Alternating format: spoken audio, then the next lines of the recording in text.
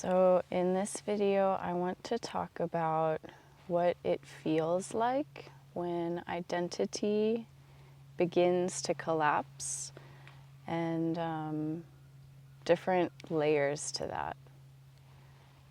So what I mean when I say identity is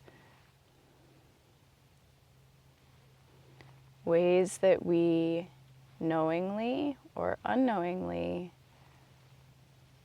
turn something into a concrete reality about who and what we are.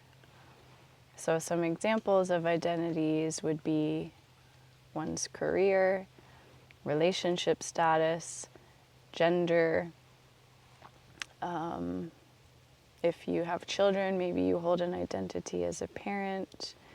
And that's not to say that any of those things are bad or wrong. It's not a judgment on that whatsoever. But in the process of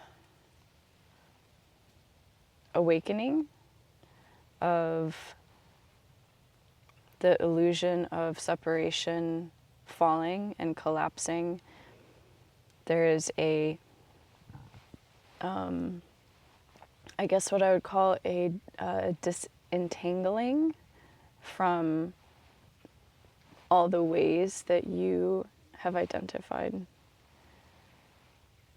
So those identities continue to get deeper and deeper and deeper and deeper and more kind of fundamental, more and more fundamental, more and more unconscious. So I want to talk a little bit about, at least in my experience, what that arc has looked like, has felt like for me in this process. And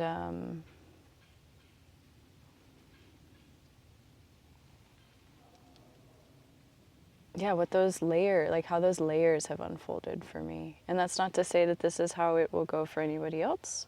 This is just an account of my personal experience. So for me, I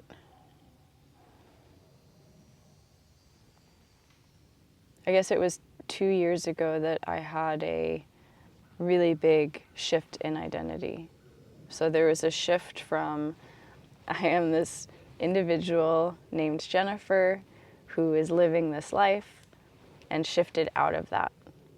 So that there was no longer an kind of overarching identification with this thing, this object that I have come to call Jennifer. And it was seen through that identity as a self-sense was in a large way seen through. So kind of from a bird's eye was seen through, and was seen to be an illusion. It was seen to be a constructed belief, a constructed set of beliefs that had simply been identified with. So that, I've talked about that in many videos. So what that felt like was like an empty center opening, and Jennifer kind of got sucked into it. and there's lots of videos where I talk about that. And in this video, I want to focus more on what has unfolded since that point, because that has been where the more, I guess, like granular disentanglement has happened, and in ways is still ongoing. It's just that the layers of identity that arise and make themselves known that were previously unconscious slowly get more fundamental to humanness, to being human, to being a person, to existing in time and space, to I'll get into that more. But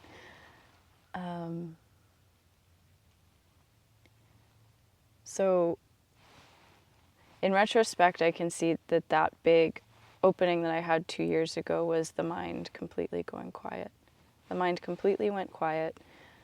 The chatter in the mind went quiet. The ability to identify with that chatter disappeared. And after that point, there has been a slow emerging of layers of identity that were previously unknown. So that started once the mind was seen through. I guess before the mind was seen through, that disentanglement started with thought. That I am this thought. I am the thoughts that are happening. That those are me. That they somehow define what I am. So that disappeared, and that was the big opening that I had. The shift, the permanent identity shift that I had 2 years ago. But since that point, it's become more energetic. So less about thoughts, more about energetics. So emotional content. So emotional content started to surface. That kind of a backlog of emotional content is the way that I'll describe it. So from all the wounding that I've had, the trauma, the different challenges that I've had in my life, all of that backlog of emotional content that hadn't fully been met really came to the surface to be met, to be allowed. Because that top layer of identification with the mind almost worked as like a valve. So once that went, the valve was open, and so the content just started kind of spewing like a volcano, is how I will say it. So initially it was very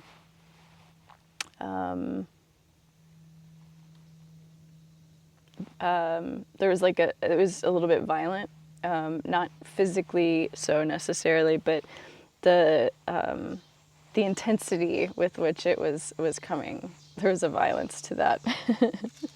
And so those emotional layers started getting seen through, and it was just a meeting of everything. Like there would be anger or shame or sadness, grief. Everything would come, be met directly. There was a leaning into it, and it would be allowed.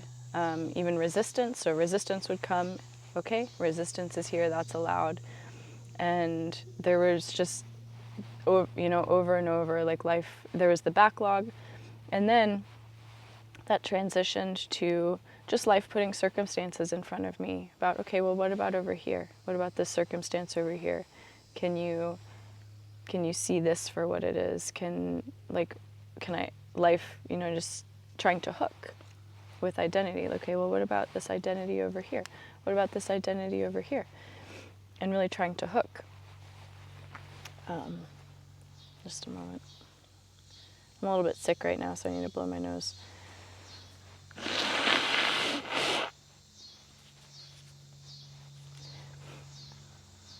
So all the facets of identity really started making themselves known. And it started getting deeper and deeper and deeper and deeper.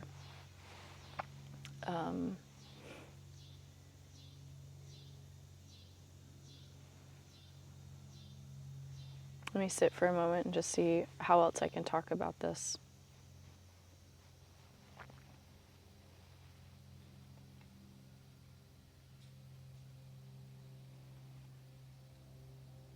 Okay, so it started, so once the content of the mind was out of the way and that was no longer being identified with, then it started to be more like emotional and energetic. So like emotional content, emotional tone, just like all those, especially the difficult ones for me, like anger and shame and grief. Those were very primary in my experience, and moving towards them and completely letting go into them, so no resistance. So completely letting go into them, and allowing them to just move through the system with no resistance, with no bottlenecks, and move up and out and then they're gone. So there's a learning to do that.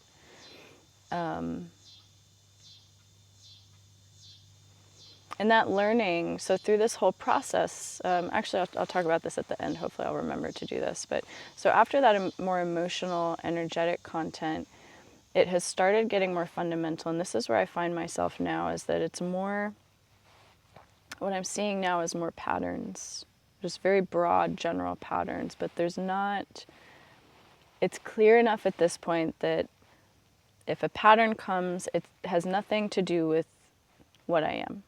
It's very clearly seen, but the patterns themselves are still operating through this body. They're still operating through this system. So those are disentangling now. And the more that happens, the more patterns are met here in this system, the more it's seen externally that there truly are no people. That what people are, what has in the past been perceived as people, as separate someones, is nothing more than patterns emerging, coming and going like waves. Patterns, moving like a wave on top of emptiness, or within emptiness. So it's emptiness and then patterns dancing within and around that emptiness. And that's all that people are. And that's not to, I don't want that to sound like that's negating, the preciousness of being human. And it doesn't make engaging with people flat or cold or anything like that. There's actually such a deep intimacy because it's seen and known that it's the same emptiness. And really, on a grand level, it's the same patterns, just dancing in different, in a different order, at different frequencies, dancing in different ways, with different intensities. And so it's all the same fundamental patterns, which is so lovely. It's really lovely to see that. And it's the patterns seen outside are reflecting the patterns happening here. And so there's an ability, it's mirroring so beautifully that there's an ability to really unhook and let those unravel. And I don't want to make this sound like this has been easy per se, because there has been resistance that's come, or periods that have been quite destabilizing in ways, because what we don't realize is that there is an orientation, like when something is identified with, there's an orientation to it, that is what I am. So when that identification drops, there's no longer an ability to orient to it, and so it can feel very destabilizing. So there's no longer a ground to experience. There's just the experiencing. There's just the pattern. There's a pattern over here of the seeker, or a pattern over here as the one who knows, or a pattern here as the caretaker, and a pattern here as the good girl. And there's all these patterns that have been emerging and being seen through, is like, oh, there's been this unconscious way that this system has identified with those and created an orientation towards those. And then as those are seen, is that seen clearly, the patterns are, in many ways still emerging. They still come, so there still could be a protective instinct that comes online. There still could be a caretaking or a nurturing, but it's no longer done out of a need to protect something, is the difference. And it's no longer identified with. There's no longer a belief that is what I am. So these deeper patterns are, in my own experience, still unraveling themselves. And that's been really interesting and actually quite fascinating. I personally find it really fascinating just to see the patterns and like, oh, this one fits with this one and this clicks here, and oh, like this pattern here fits with that pattern there, and they just click right together. And there's just, it's so fascinating. Actually really lovely to witness that, even though there has been a destabilization when those come. And so I would say overall, that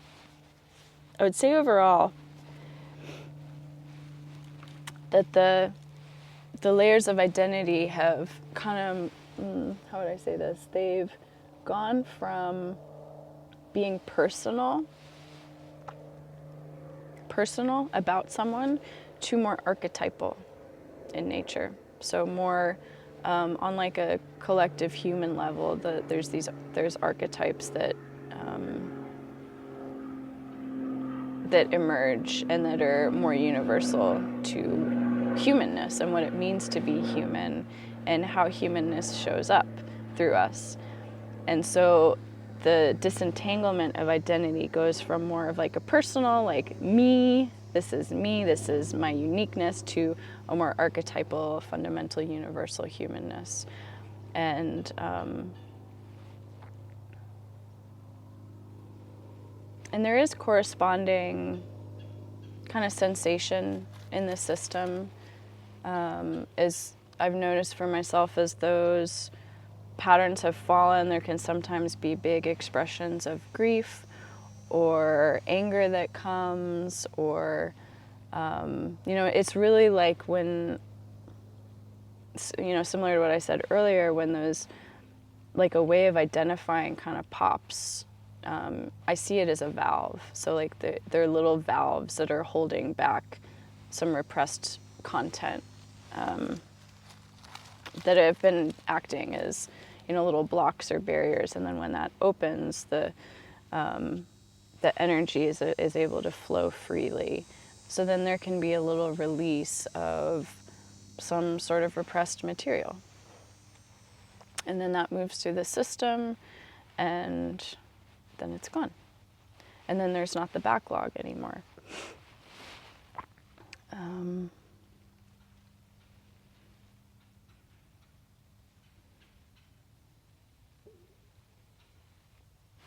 So what does it feel like when identity drops? So simultaneously it can be destabilizing, because there's no longer anything to orient to or to like create a self out of. It's like, oh, I've been creating myself out of all these layers, and when the layers start to unpeel like an onion, then it's like, oh, now it's just emptiness. It's empty. So the system, like for a while, continues to try to orient, but it can't orient anywhere.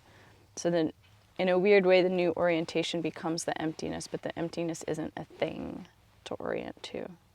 It's not an object to be oriented to.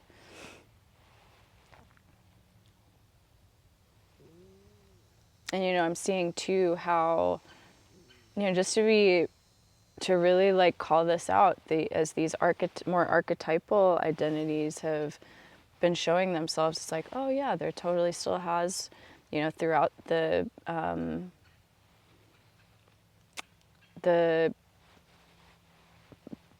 engagement with this channel and this platform, like there's been this identity as like one who knows, one who is awake, and that I don't know if that happens for everybody, but there was a way that has happened, and now what's happening is like, oh, there's this pattern here of like one who knows, one who's awake, one who sees clearly,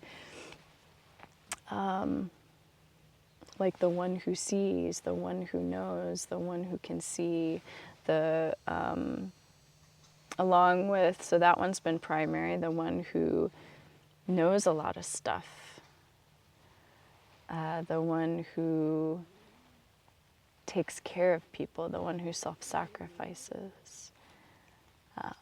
Those have all been very primary here. And so now that those are really being, there's a vulture. Now that those are really being revealed for what they are, it's so interesting. It's so fascinating that it's so fundamental to being human. And it's another way to, what I've been seeing is that those more fundamental archetypes in many cases were built up, at least this is the case in my own experience, were built up as a protective function. They were built up as a way to try to establish an illusion of safety, an illusion of solidity.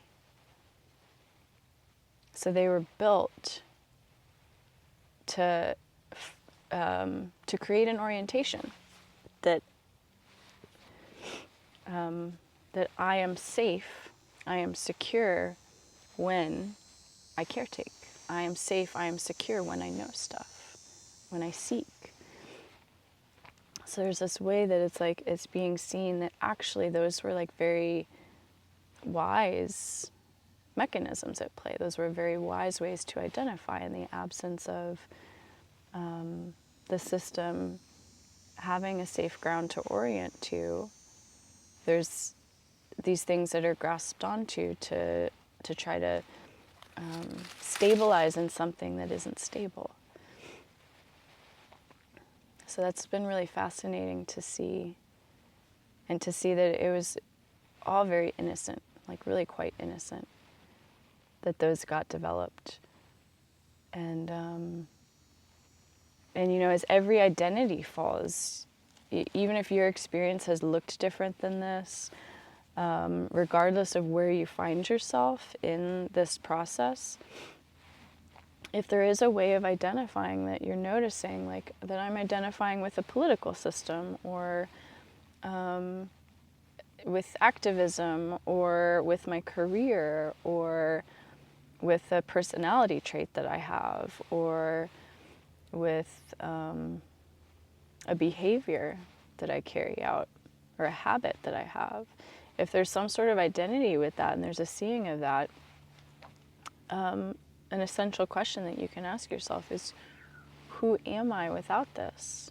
Because there is a way that without some way of identifying, I don't know myself. So there's a destabilization that happens in that. So asking that essential question, like without this, who am I? I don't know. And that I don't know kind of keeps expanding as those identities fall.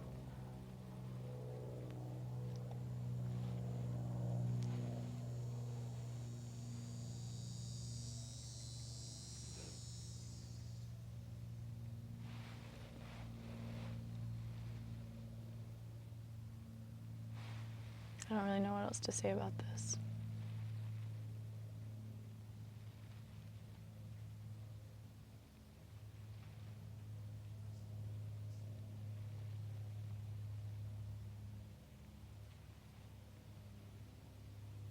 The I don't know gets bigger, gets more prominent.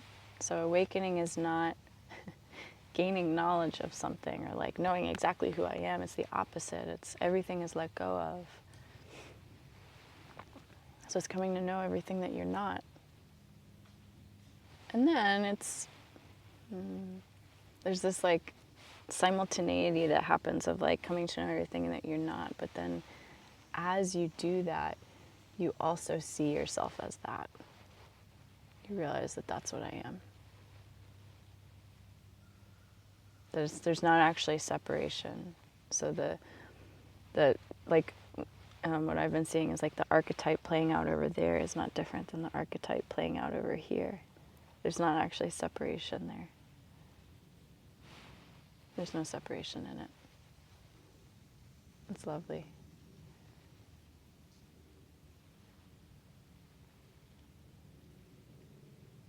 It requires a deep honesty, truly. Because some of these can be so sneaky and like, that's why it's been really helpful for me to, when the patterns start to become obvious externally, when I'm really seeing it, then what I'm realizing is that I'm seeing it because there's still an aspect of it operating and being believed in. Because what I've noticed is that as things have completely collapsed, so like as a way of identifying has completely disentangled itself, it's almost like there's not as much of an ability in me to even recognize it. Like, or I guess maybe a more true way to say that would be that it's there's not even attention paid to it. It's not really even noticed. It can be noticed if I, choose to pay attention to it, or if I'm like working with somebody one-on-one, I can see it. But just out living in the world and just being, it's not paid attention to. It's not given any notice. So I've learned that when something really becomes prominent in my experience, or I'm really seeing it outside, it's reflecting something. And that has required such a deep humility and a just enough of like a humility, or just like a humanness, even to continue this platform and to come on to these videos and say like, yeah, I just noticed this. I just noticed this thing. And maybe a year ago I was so hard-headed and so certain that that I had seen through it, or that something wasn't operating, and so there's like this softening that has to happen to be able to admit to those things, but it's like the more that softening happens, like there's nothing left to protect. Like, what am I protecting by coming on and being real about something and just being like, oh, I was caught up here and I didn't realize that, and I'm really seeing that more clearly now.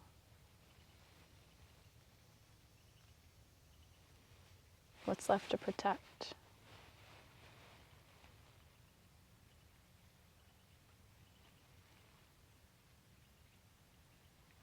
I love the quote that if you're judging somebody else and pointing at somebody else, you're missing the 3 fingers that are pointing back at yourself, pointing back at you. If you're pointing outward and saying, this person really could do some shadow work, or this person could, just judging somebody, this person is this way. It's likely because it's pointing to something else, because there's not that separation.